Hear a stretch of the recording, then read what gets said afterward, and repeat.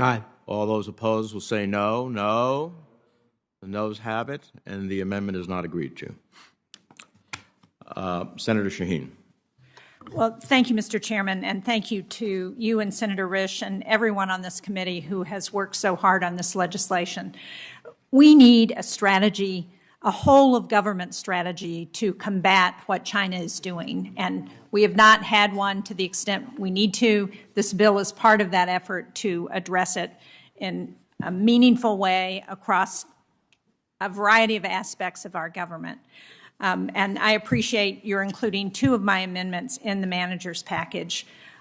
This third amendment, which is Shaheen Amendment number 2, is really based on legislation that was passed out of this committee in 2012 and 2013 by unanimous consent.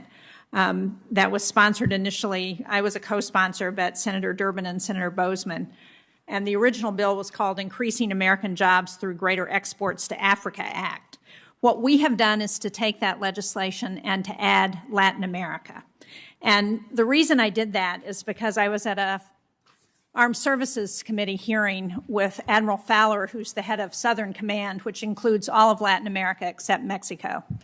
And he presented this map to us to show us the spreading of Chinese influence that's going on in Latin America. And you can see, you probably can't see from where you're sitting, but there are several things that are really concerning about this. One is the $500 billion trade goal by 2025 that China has in Latin America, the 25 of 31 countries that host Chinese infrastructure projects, the $120 million value of COVID cumulative aid, and it goes on.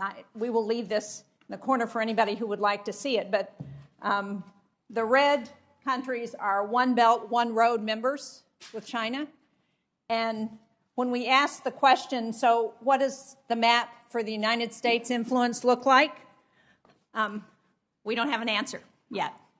And so what this legislation is designed to do is to look particularly at exports in Latin America and Africa, and to try and encourage additional exports, which will not only improve our influence in both of those countries, but it will also contribute to jobs in America.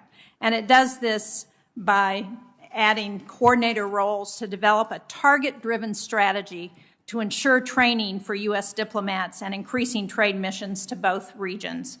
So this not only supports economic development in the regions, it will boost American jobs.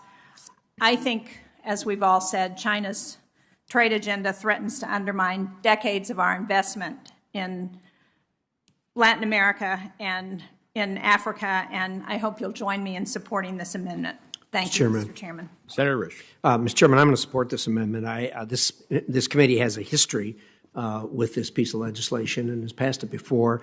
I think it's a good addition. Unfortunately, it's one of those ones that just wound up on the cutting room floor because of the volume of things, so I'm going to support it. Thank you. Thank you. Anyone else? Senator Booker?